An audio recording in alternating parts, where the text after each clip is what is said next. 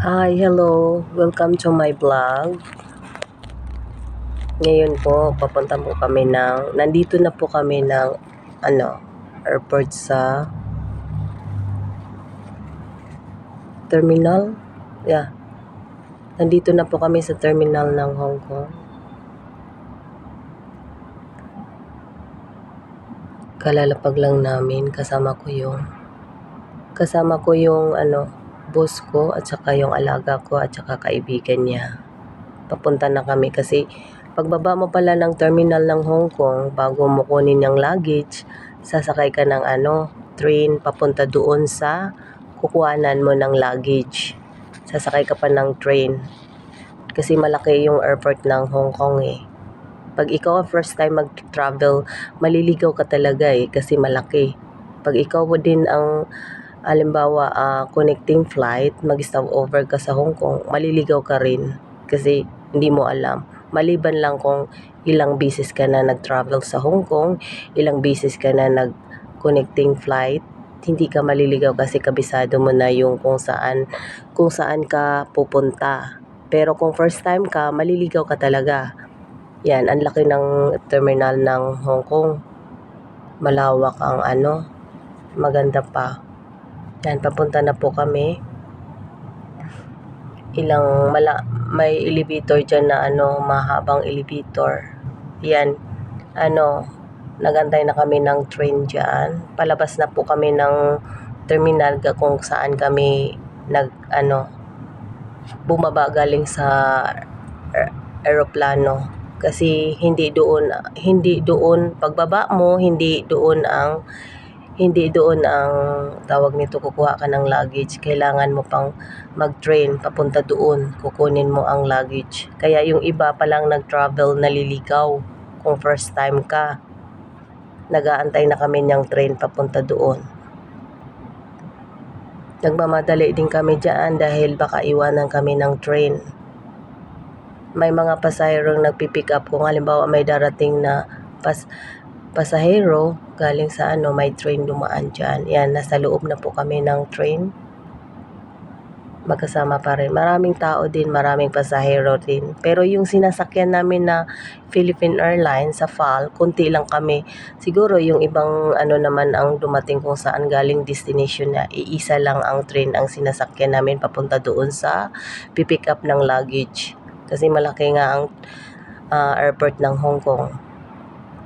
Pero siguro mga 30 minutes o 25 minutes makarating ka na doon sa kukuhanan ng luggage. Yan, palabas na po kami ng train dyan. Kasama ko pa rin si JP at saka yung boss kong babae at saka yung kaibigan niya. Lang kami, 2, 4, 5 kami. Paglabas namin, papunta kami sa kukuha ng luggage. Ayan, nagpa-picture pa yung amo ko. Sayang sa labubo niya kasi may labubo siyang dala sa nakasabit sa bag niya. Tingnan mo yung nila, train at saka yung airport nila, maganda, di ba? Nag-train kami pero diyan pa rin sa loob ng airport kasi parang pahaba yung airport ng Hong Kong. Yan, nasakay na kami ng elevator dyan papunta roon. Mahaba yung elevator nila. Tsaka maraming tao. Siguro naghalo ang destination so kung saan galing sila kasi doon sa sinakyan namin, konti lang kami.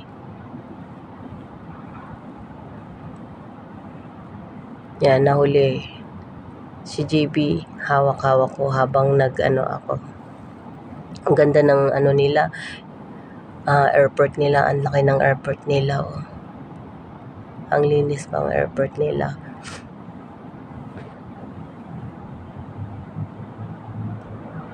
Yan, sa kabila walang tao. Kasi kunti lang din siguro nagpipick up ng luggage. Palapit na kami makarating doon sa kukuha na namin ng luggage. Hindi katulad sa atin na pag baba mo, tapos immigration, tapos nandyan lang yung kuha na ng luggage. Hindi, sa kanila luggage yung kukunin. malayo-layo pa. Ayan, nandyan na kami. Pagdating namin dyan, ang una naming pupuntahan ay pupunta muna kami sa immigration. Sa immigration muna kami bago kunin ang luggage. Pupunta na kami dun sa immigration. Naglalakad lang kami. Ang laki ng nila, airport. Ang ganda pa ng airport nila. Mahaba-haba din ang lakarin mo.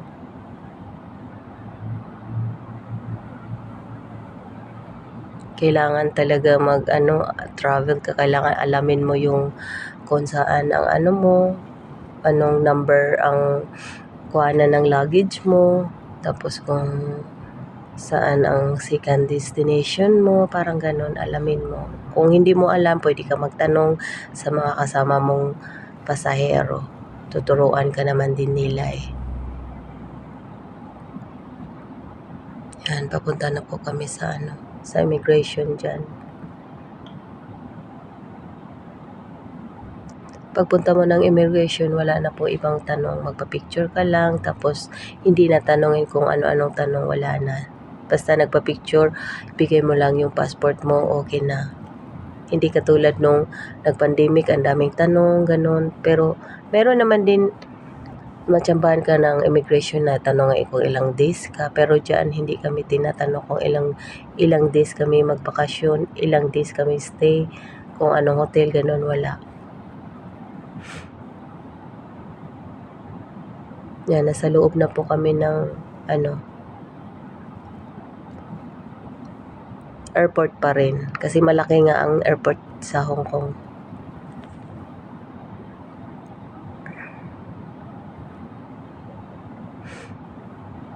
Tingnan mo, malawak yung nila, airport.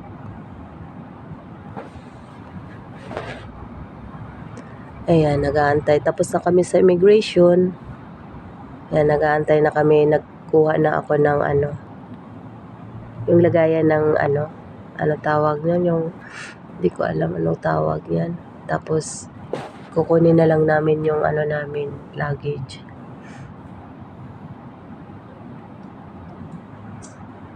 Malayo-layo pa rin yung namin, kuhanan ng luggage kasi by yun kung anong sinasakyan mo eroplano, nakalagay kung 20 yata kami. 20 ang number namin kuhaan. Doon namin pipick upin yung namin, luggage. Ang laki talaga ng Hong Kong terminal. Airport pala.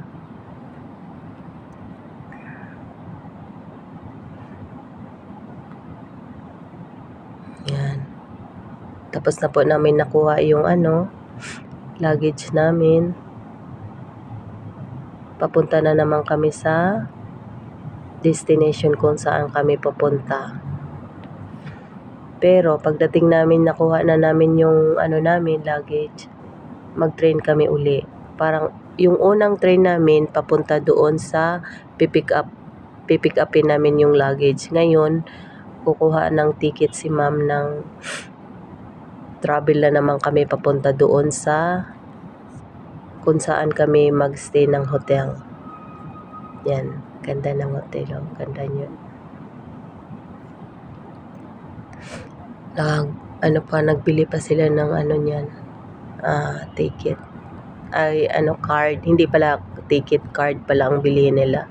Parang katulad din sa atin dito, parang katulad din sa Maynila, itatam.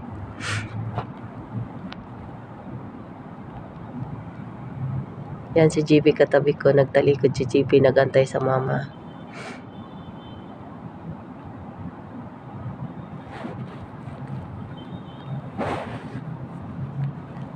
May iba din pasahero nagtanong sa amin kung ito ba ang bilihan ng ticket. Ang sabi ng babae, octopus. Yung octopus pala, ibig sabihin, diyan ka bibili ng card. Ngayon, tapos na kami nagbili ng card, nagantay na kami sa train. Ayan, pumasok na po kami sa train, sa loob ng train. Kunti lang din pasahero kasi kunti laman. Kasi malaki kasi yan, mahaba na train. Kanya-kanyang kung saan kapasok na pinto. Kasi sabay-sabay ang pinto mag-open tapos sabay-sabay din pasok ang mga pasahero. Yan ako. Kunti lang tao.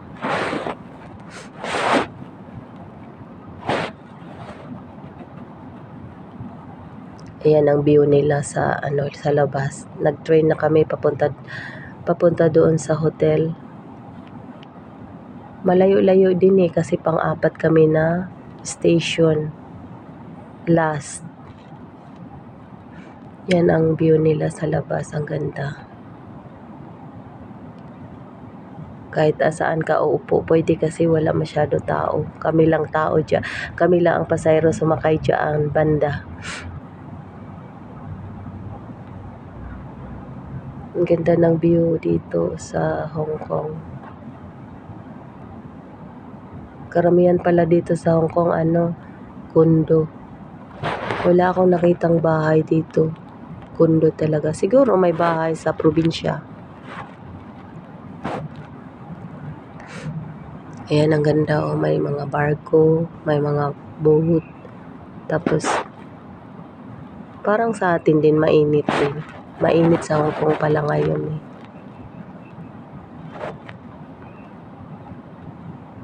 Kaso lang sa Hong Kong, pag ikaw ay naligaw, kunwari nakapagtanong ka, hindi naman din lahat na marunong mag-English. May iba din hindi marunong mag-English. Kailangan ka magtanong doon sa marunong mag-English para magkaintindihan kayo. Ang ganda ng view nila, tapos dadaan kami ng tunnel. Marami ding sa kanila Marami ding construction sa kanila. Kino-construction pa nila. Ayun ang mga building nila, mga condo. Kasi ang airport nila malayo sa city. Kaya magte-train ka. Pwede naman din siguro mag-over. Pero ang pinili ng boss ko magte-train para makapag-experience naman mag-train. Ayun maraming construction. Construction sa labas Siguro building ang ginagawa nila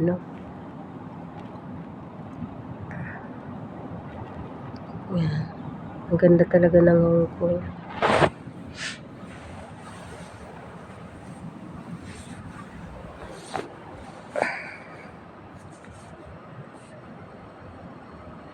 Malayo-layo pa kami dyan. Malayo-layo pa kami makarating doon sa hotel na tinutuluyan namin. Ayun may din sila. May flyover din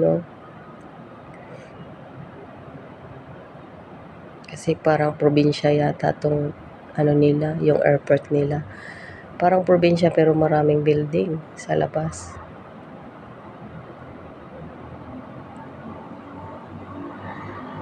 Ilang minutes pa kami dyan travel.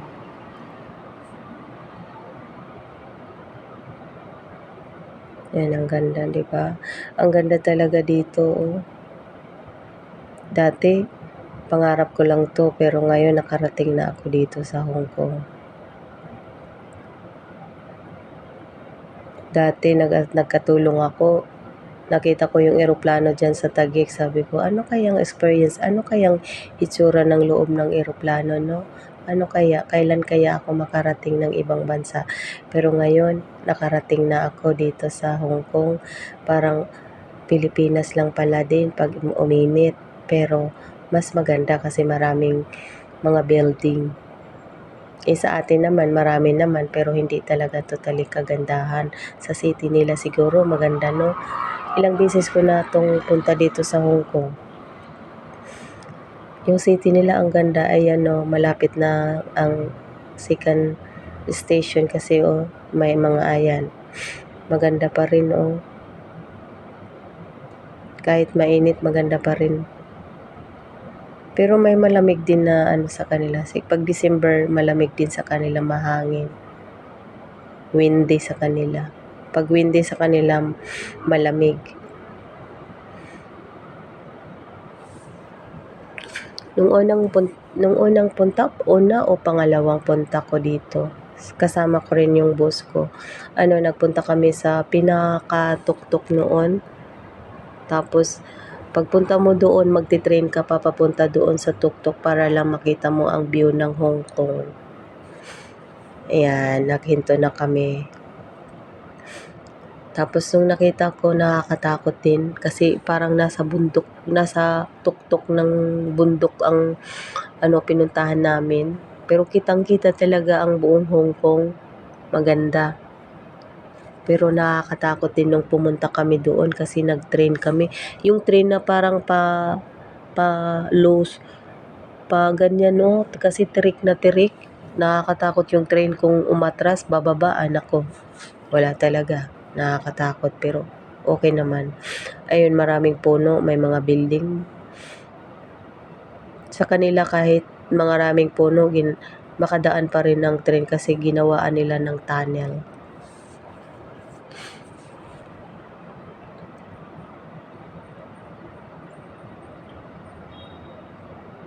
Ayan yung station train nila, ang gaganda, di ba? Oh.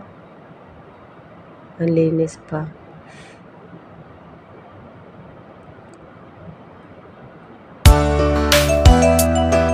Nag-stop na. Ako lang nagbuhat dyan sa namin luggage kasi ako ang taga-buhat. Yaya, taga-buhat. Ganon. Mabibigat pa pa. Pero hindi ka naman pwedeng hindi ka tumulong. Yung bag ng kaibigan, ako rin ang buhat. Kaya nga ako ang sasama, ako ang taga-buhat. Pero kaya naman din.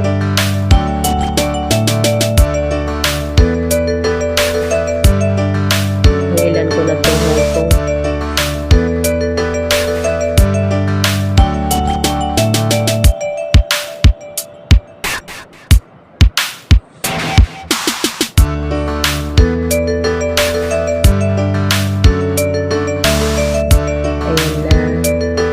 Nandiyan na po kami sa loob.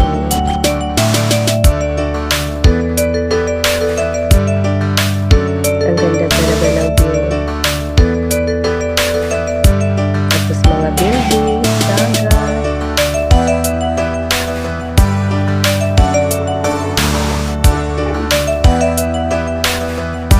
Every years kasi sila mag-abroad ko. Kasama. Swerte ko lang dahil nakasama ko ako ng ganitong travel. Yan ang view ng Hong Kong. May kaibigan ako dyan nagtrabaho sa Hong Kong pero hindi ko alam kung saan Hong Kong. Hindi ko siya matawagan.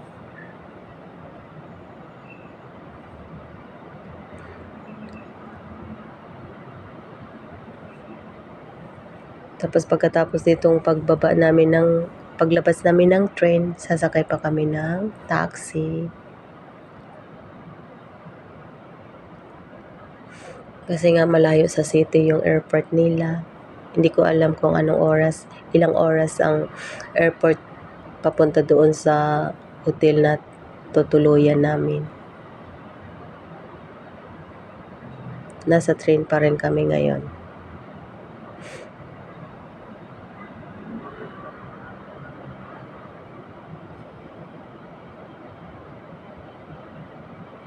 Yan, siguro malapit na kami darating sa babaan namin. Basta last kami ng destination. Last station kami bababa.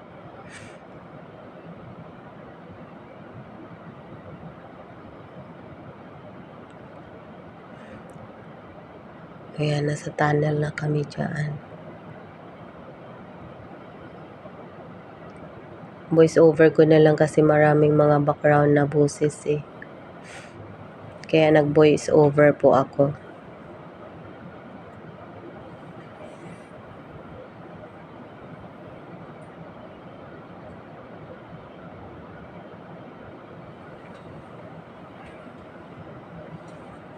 Malapit na po kami makarating yata eh.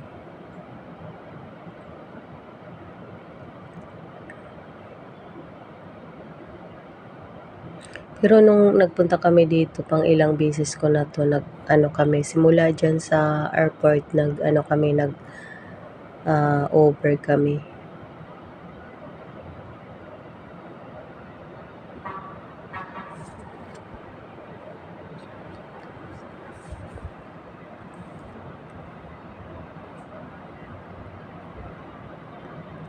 Ang haba. Ilang minutes kami umalis kami ng Maynila, 5:30. Pumunta sa terminal, tapos sumakay kami ng mga 10 na yata yun, kasi nadili ka rin kami ng 15 minutes. Yan, malapit na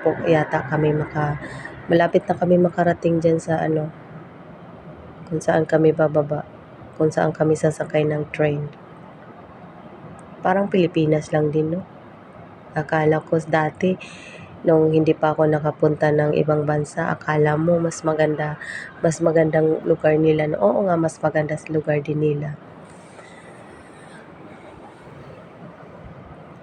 Kasi maraming building. Hindi katulad dito sa atin. Hindi naman masyado marami. Pag first time, mamamangha ka sa mga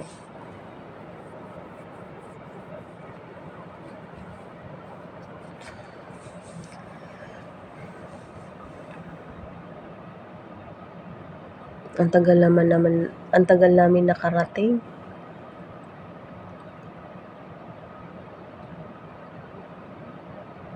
Yung train nila, matulin ng takbo ang train nila. Hindi katulad natin train sa Maynila na matulin naman, para sa atin matulin, pero ito matulin talaga. Matulin ng takbo.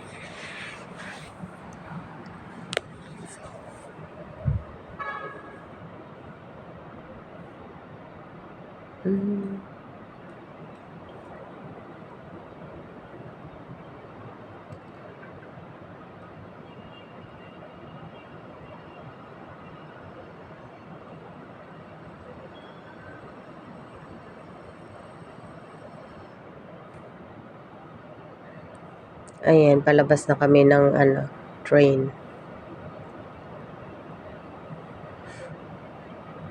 Paglabas mo ng train, may ka-itap na para makalabas ka. Parang katulad din sa Maynila. Hindi ka makalabas kung wala kang card, ganon. Ngayon, nakalabas na kami ng train. Nag-aantay na lang kami ng taxi. Yan, nasa taxi na po kami. Ang kasama ko dyan sa taxi, yung kaibigan ng boss ko. Tapos si GB at saka yung amo ko naman. Kasi dalawang taxi kami, kasi hindi kasi kami sa isang taxi. Yung taxi yung sinasakyan namin kulay red. Kasi pagbaba namin sa train, marami ng taxi doon nag-antay. Pero yung taxi nila pula. Uniform yung taxi nila. Pero mayroon naman silang din private. Yung private nila, ang tawag sa kanila over. Papunta na kami sa hotel.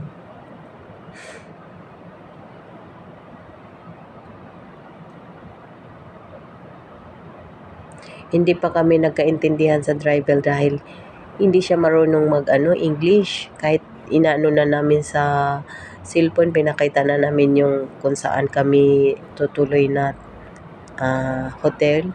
Pinakita na namin, pero hindi pa rin niya maintindihan kasi siya, pure Hong Kong na driver.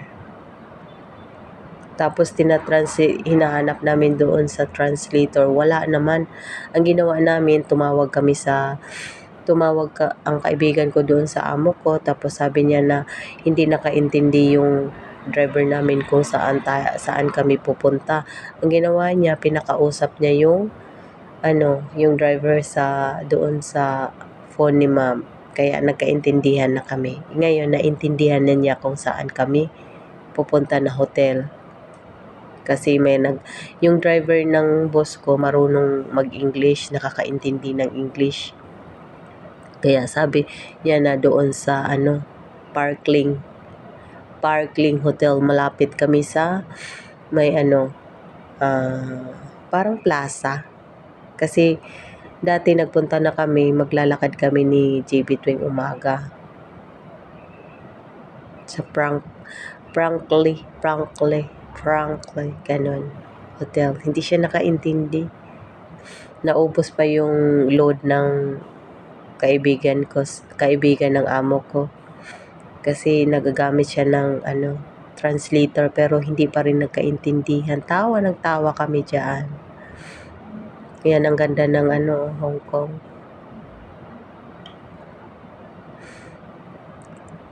Papunta na po kami. Malapit na po yata kami diyan.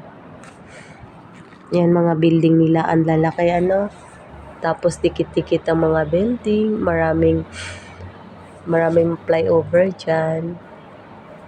Maraming flyover dito sa Hong Kong.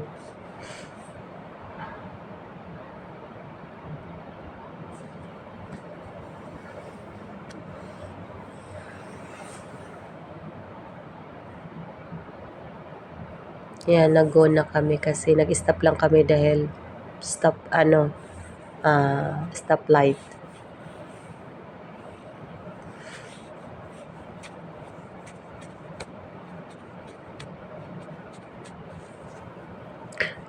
Ganyan ang mga taxi dito sa Hong Kong, uniform, red at saka yung yung sa taas, yung white. Ganyan yung nila, taxi dito.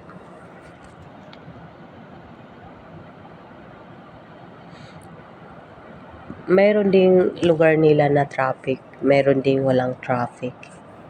Kasi dumating kami Monday yun eh.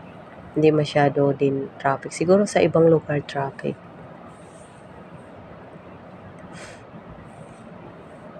Yan, malapit na kami makarating doon sa kung saan kami mag-stay na hotel. Mahirap pag pumunta ka ng ibang bansa na mag-travel ka na magtanong ka, naligaw ka na hindi sila marunong mag-English, talagang maliligaw ka talaga. Pero kung magtanong ka doon sa marunong mag-English, magkaintindihan kayong dalawa.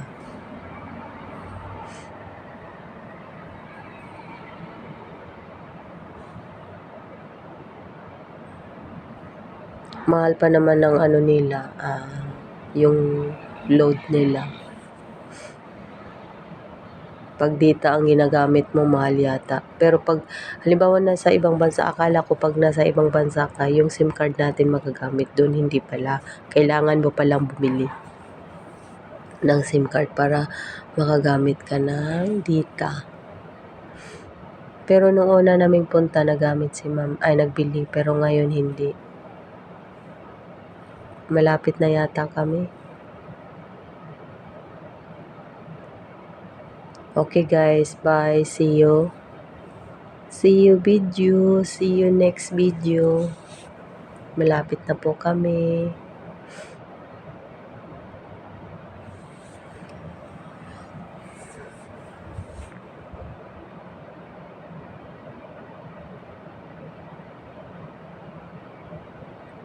Yung place na yan parang Taguig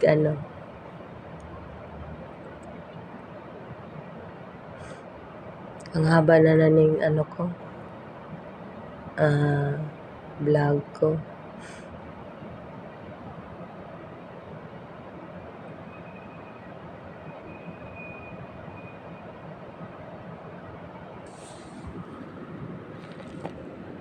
Marami silang ang lugar nila maraming flyover.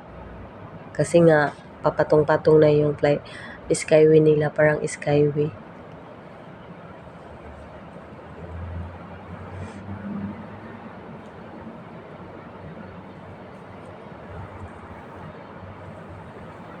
Nagtaka nga yung alaga ako diyan eh. Kasi hindi namin pinaalam na pupunta kami ng Hong Kong. Ang sinabi niya, papuntang Pampanga. Kasi pag ipaalam sa kanya pa, ulit-ulit nang sabi na ilang days na lang, ganun. Kaya ang ginawa sa kanya, hindi ipaalam sa kanya. Ang ganda ng view.